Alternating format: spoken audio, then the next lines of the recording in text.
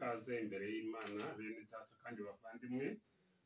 Uyu ni umunsi w'icyumweru kandi ni umunsi w'ibyishimo, umunsi w'umunezero, ni umunsi Imana itugiriye neza tukaba twongeye kuboneka imbere yayo mu buryo bw'amateraniro, kuko Imana yavuga iti nimuze twihererane, muze munsange ahantu hatari abantu, muze mu materaniro nk'uko Imana ishimwe cyane. Kubw'ibyo rero twumve ko ari umugisha kuba tubashije guterana kuri iki cyumweru, icyumweru cya nyuma cy'ukwezi kwa gatanu, dufite ibyiringiro byo kwinjira mu kwezi kwa gatandatu twiteguye icyo Imana igiye gukora. Kubw'ibyo rero uyu munsi reka tubashe gushyira imitima yacu imbere y'Imana kandi twumve ko hari icyo Imana ishaka kutugirira neza. Imana ihabwe icyubahiro. Ijambo Imana yaduhaye uyu munsi ari naryo rizakomeza kutuyobora muri iki cyumweru ni ijambo rivuga ngo gushyirwaho ikimenyetso. Gushyirwaho ikimenyetso. Reka twongere dusome umurongo umwe muri cya gice badusomeye cyo mu gutegeka kwa kabiri igice cya 16. Reka nsome umurongo wa 12 ugira uti: kandi uzajye wibuka yuko wari umuretwa muri Egiputa, witondere ayo mategeko uyumvire. Imana ishimwe cyane. kandi ujye wibuka yuko uyu munsi ni icyumweru, muzi ko ku cyumweru gishize cyari icyumweru cya Pentecote. Cyari icyumweru cya Pentecote. Icyumweru cya Pentecote ni icyumweru tugira nyuma y'ibyumweru 7 Pasika irangiye. Uyu munsi rero ni icyumweru cy'ubutatu bwera cyangwa se ubutatu butagatifu. Icyumweru gikurikira Pentecote ni icyumweru tuzirikana ibyerekeranye n'ubutatu bwera. Uyu munsi rero kuri iki cyumweru ndashima Imana kubwira ijambo ryerekeranye no gushyirwaho ikimenyetso. Imana ishimwe cyane. Kubera iki? Kuko ubu ngubu turi imbere y'Imana. Uyu munsi twaje mu iteraniro, twaje imbere y'Imana. Imana yakubonye. Ndagira ngo mbanze nkubwire yuko Imana ifite umugambi mwiza. Imana yohereje umwuka wera ku munsi wa Pentecote. Murabyibuka ubwo Petero yabwirizaga ubutumwa bwiza, abwiriza abari bari Yerusalemu icyo gihe, ababwira ko Yesu babambye yazutse agasubira mu ijuru, akazamuka mu ijuru, kandi ko asoje isezerano nk'uko Yoweri yabihanuye. Kandi icyo gihe Petero yabwirizaga afite imbaraga z'umwuka wera. Icyo gihe ku murongo wa 37 mu gitabo cy'ibyakozwe n'intumwa, noneho ababwirizwaga uwo munsi barabaza batese, noneho bagabo bene data, noneho tugire dute se noneho niba ari uko bimeze ko Yesu yazutse akaba ariho ari muzima, tubigenze dute? Petero avuga ati umva rero, umuntu wese muri mwe yihane, areke ingeso ze mbi, agarukira Imana, maze mubatizwe mu izina rya Yesu, maze namwe murahabwa iyi mpano y'umwuka wera. Imana ishimwe cyane. Impano y'umwuka wera ni ikimenyetso cyahawe abizera. Ubwo nakomezaga gusenga kubwira ijambo ry'uyu munsi, nashimye Imana cyane. Hari abantu batinya ijambo ryitwa ikimenyetso. Bagatinya ijambo ryitwa ikimenyetso. Noneho rero babona turi mu minsi ya nyuma bakarushaho gutinya iyo uvuze ijambo ikimenyetso. Ariko abizera bene data ndagira ngo mbabwire, niwumva ijambo ikimenyetso ugira umunezero, kuko abana b'Imana twashyizweho ikimenyetso kandi turarinzwe. Imana ishimwe cyane. Mu gitabo cy'Abefeso igice cyaho cya mbere, Abefeso igice cya mbere umurongo wa 13 haravuga ngo niwe namwe mwiringiye mumaze kumva ijambo ry'ukuri, ari ryo butumwa bwiza bw'agakiza kanyu, kandi mumaze kwizera niwe wabashyizeho ikimenyetso, ari cyo mwuka wera mwasezeranijwe. Imana ishimwe cyane. Mwashyizweho ikimenyetso cy'umwuka wera. Imana ishimwe cyane. Nuvuga ngo umwuka wera ni umujyanama. Umwuka wera azabana nawe. Ni umujyanama, ni umufasha. Kubizera mu gihe wakiriye Yesu Kristo ukabatizwa, uhabwa umwuka wera. Umwuka wera akagendana nawe nk'ikimenyetso. Ijambo ry'Imana mu Bakorinto ba mbere igice cya 3 umurongo wa 16, ntabwo muzi yuko muri urusengero rw'Imana kandi umwuka wera akaba aba muri mwebwe. ngira ngo Pawulo yabwiraga ab'Ikorinto bashobora kuba bari bafite uburyo ki bagenda batazirikana yuko ari urusengero rw'Imana, bafite imyitwarire kuki bakomezaga kuba mu impaka z'imyambarire, impaka zo gusokoza, gutega ibitambaro, ibyo kurya byo mu isoko, inyama zaturutse he, mbese bateranaga nk'uko twabaye iteraniro, aho kugira ngo bumve ubutumwa bwiza bw'agakiza ko muri Kristo, bagatangira kuzana amakuru atari amwe yo kuvuga ngo bariya baguze inyama mu isoko, bariya bambaye ibimeze kuriya, bariya bateze igitambaro, bariya bagiye batagiteze, bariya bambaye gutya, bariya mbese nuvuga ngo itorero ry'Ikorinto ryahoraga mu mpaka. Niyo mpamvu rero Pawulo yabandikiraga urwandiko akabahugura, atari kuse bene data ibyo mukerererwamo ntabwo muzi ko namwe ubwanyu muri urusengero rw'Imana, none se mwabyibagiwe ntimuzi ko umwuka wera aba muri mwebwe. Nuvuga ngo ikimenyetso cy'umwuka wera, ikimenyetso cy'umwuka wera burya nubwo umuntu atakibona ariko Imana irakureba ikakumenya. Umwami Yesu aravuga ati intama zanjye rero ndazizi, nazo ziranzi kandi zumva ijwi ryanjye zikankurikira.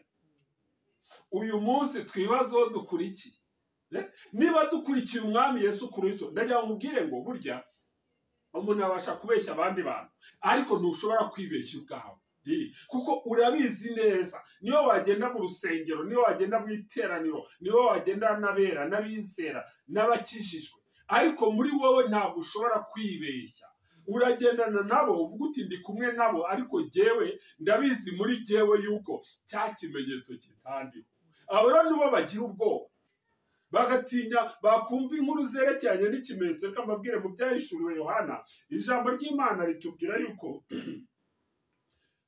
mu gice cya 20 yuko Satani azafungwa agakingiranwa, kuko we yaciriweho iteka byararangiye. Niyo mpamvu noneho hagashyirwaho ikimenyetso kugira ngo adasohoka, hagashyirwaho ikimenyetso kugira ngo adasohoka. Ariko twebwe ikimenyetso twashyizeho ni umwuka wera, ni umujyenama, ni umufasha, ndetse ngo azenda no ku bya data bitumenyesha.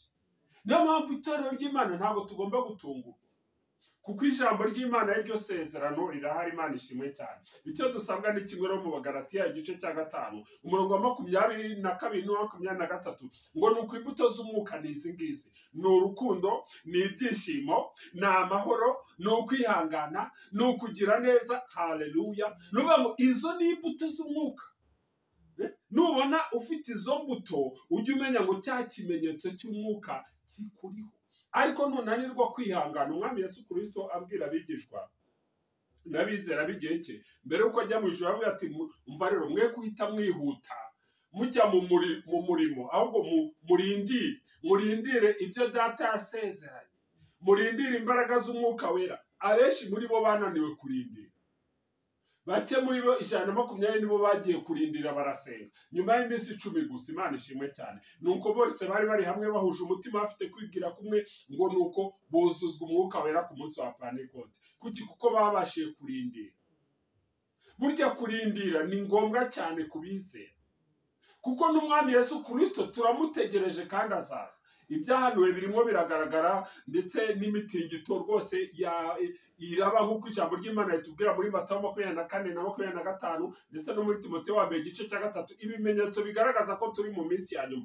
Iminsi ya nyuma twayitangiye ku munsi wa Pentekote, umunsi itorero ryavutse, nibwo twahise twinjira mu minsi ya nyuma. Kuko Yoweri yarabihanuye ati dore mu minsi ya nyuma nzasuka umwuka wanjye ku bantu bose. Mu minsi ya nyuma n'uvuga ngo ku munsi wa Pentekote twahise twinjira mu minsi ya nyuma. Niko ko uyu munsi hari ibyo tubona, hari iyo mitingito, hari ibyo birunga biruka n'ibindi, ariko twatangiye iminsi ya nyuma ku munsi wa Pentekote. Nuvuga mu yandi magambo tumaze imyaka irenga 2000 turi mu minsi ya nyuma. Urukundo rwa benshi ruzakonja, abantu bazabikunda, birarira, bakunda imiya, badakunda n'ababo. Sinzi ibyo se ntabwo bibona.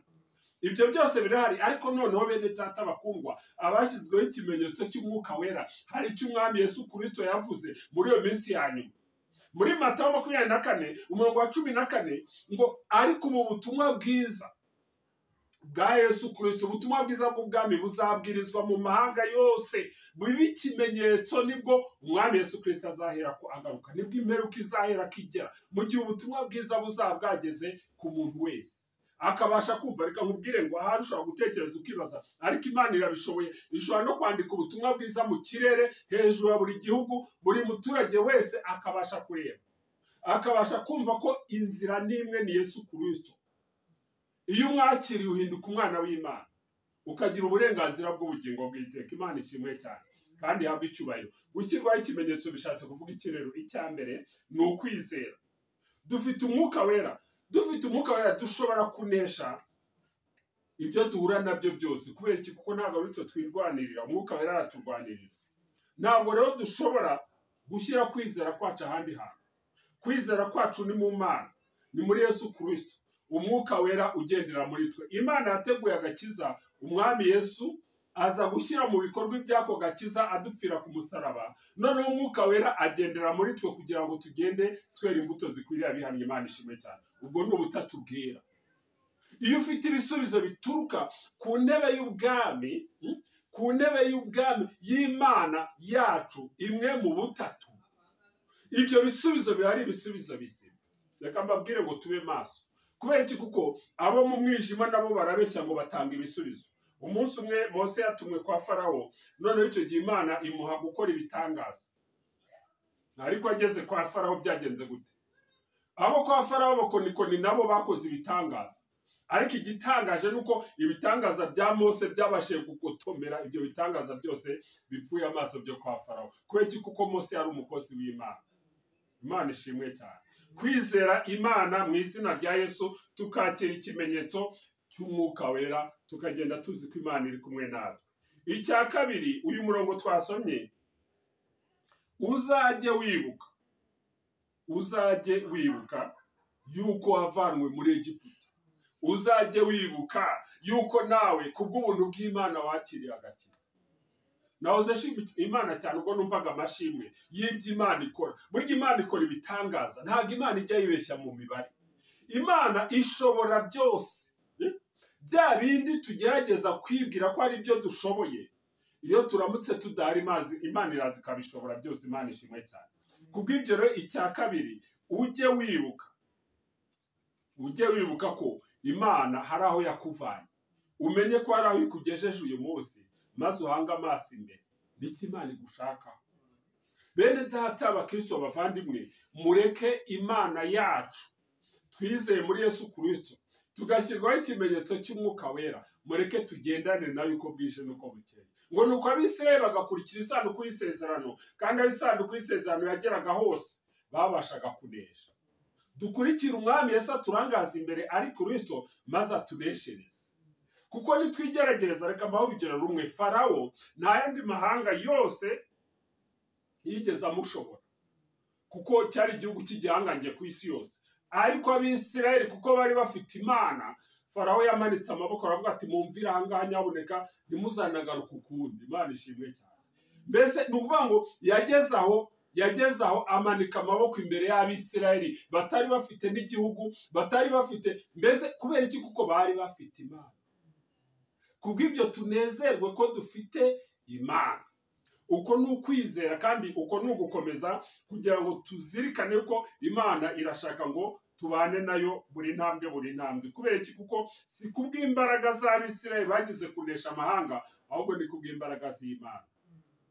Imana niyo ikwemereye kuba ugikomeje gusenga. Imana niyo icyemeza umutima wawe, ukumva mu gihe cy'uyu munsi insengero aho ziri zabuze abakristo aho bari babuze insengero, aho abakristo bari babuze abashumba, aho abashumba bari babuze abakristo. Mbese igihe turimo ntago cyoroshye, ariko byibuze wowe urahirwa ucyumva yuko ugomba kujya imbere y'Imana mu buryo bwo gusenga. Muri Matayo 18:20 ngo aho babiri cyangwa batatu bateraniye mu izina ryanjye, ndaza nkaba hagati muri bo. Nangwa nawe uracyafashe iryo banga ryo guterana, n'ibanga ryo kunesha, ndetse n'ibanga rizana intsinzi.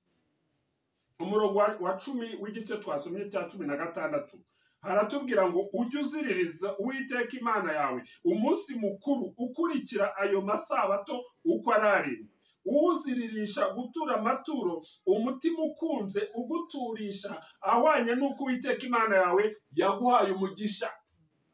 Imana yaduhaye iminsi yose y'icyumweru, ariko byibuze uyu mwanya natwe tuwushyire imbere y'Imana nk'ituro, natwe duhagarike za gahunda zacu maze tube imbere y'Imana. Imana ishimwe cyane. Nyuma y'amasabato 7 ni ukuvuga ngo nyuma y'uko Yesu azutse, noneho tugomba kugira uwo munsi. Umutwe w'aya magambo uravuga ngo ibya Pasika n'indi minsi mikuru. Indi minsi mikuru, umunsi mukuru wa Pentekote, umunsi mukuru w'ubutatu bwera, n'indi minsi mikuru izakurikirana Noheli n'iyindi, ariko icyangombwa ni ukugira ngo tubone ko hari ikimana dushakaho, kugira ngo tuze imbere yayo tuzanye imitima yacu, tuzanye amaturo y'ishimwe. Abisirayeli bavaga imihanda yose mu bihugu byose, bagahurira i Yerusalemu bazanye amaturo y'ishimwe, baje gushima Imana ko bahinze bagasarura, baje gushima Imana yuko ibyo bakoze byanyuzemo neza. Haleluya. Imana ishimwe cyane kandi habwe icyubahiro. Icya gatatu rero ari nacyo sohorezaho, ni icyerekeranye n'urubyaro. Burya Imana ishaka urubyaro. Reka nkubwire ngo no muri uwo musaruro, nk'uko mu gihe cya Pentekote, ni ukuri Petero yabwirije ubutumwa bwiza abantu bageze ku 3,000 biyongera ku basanzwe. Uwo ni umusaruro wa mbere waje kubera imbaraga z'Umwuka Wera. Ni ukuvuga ngo Imana ishaka ngo urubyaro rube urubyaro ruhesha icyubahiro, rube urubyaro rugendera mu bushake bwayo. Niyo mpamvu ihamagara Aburahamu mu gice cy'Itangiriro 12 yamusezeranyije umugisha ku rubyaro. Mbahesheje umugisha mu izina rya Yesu kugira ngo Imana ibashoboze maze dutambutse ijambo ry'Imana rigere ku rubyaro. Kandi abana mwateranye natwe uyu munsi, Imana ibahe umugisha, ibagire neza, maze mushinga imizi mu ijambo kugira ngo rizagera no kubuzukuru no kubuzukuruza. Imana ishimwe cyane. Kandi bene data namwe mwateranye natwe uyu munsi aribwo bwa mbere, Imana ibahe umugisha, ibagire neza, maze ikimenyetso cy'Umwuka Wera kigumane nawe mu kazi kawe, mu rugo rwawe, aho ugenda, maze abamarayika bo mu ijuru bakugote, kuko Imana igufitiye umugambi. Imana ishimwe cyane. Niyo mpamvu rero Imana ni nziza kandi Imana iri kumwe natwe. Ntuzigere rero utinya ikindi kintu icyo ari cyo cyose, ahubwo ujye umenya ngo Imana iri kumwe nawe kandi yagushyizeho ikimenyetso. Kubera iki? Kuko Imana yakumenye kera utarabaho maze iragutoranya, kugira ngo uyu munsi mu gihe abandi baba barangariye mu bindi bari gushakisha ukundi babigenza, wowe ube wahaye aka kanya Imana, kugira ngo noneho nawe igihe uzayikenera nayo izaziguha umwanya wayo. Imana ishimwe cyane. Imana ihabwe icyubahiro cyane.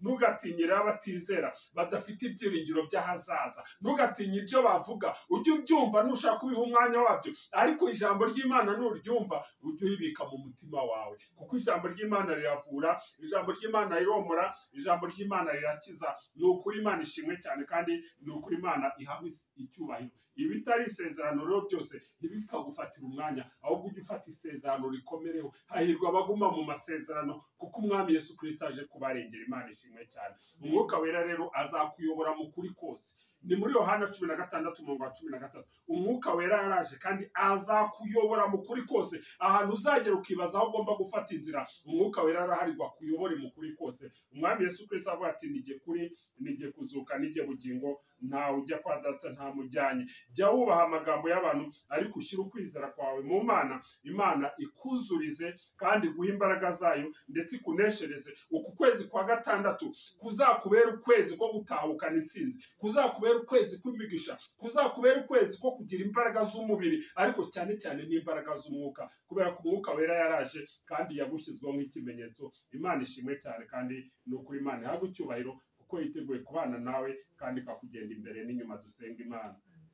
Uwiteka Mana, mu izina rya Yesu, ushimwe uhimbazwe kuri Imana y'agakiza kacu. Wohereje Mose avana ubwoko bwawe muri Egiputa, wohereje Yesu atuvana mu byaha, maze aduha impano y'Umwuka Wera kandi adushyirwaho nk'ikimenyetso. Sengera iteraniro kandi ndesheje umugisha, kugira ngo Uwiteka Mana kuva uyu munsi buri wese agende yera imbuto zikwiriye abihannye, kandi zibe imbuto zihoraho z'Umwuka Wera, uhereye none ukageza n'iteka ryose, mu izina rya Yesu Kristo, Umwami n'Umukiza wacu.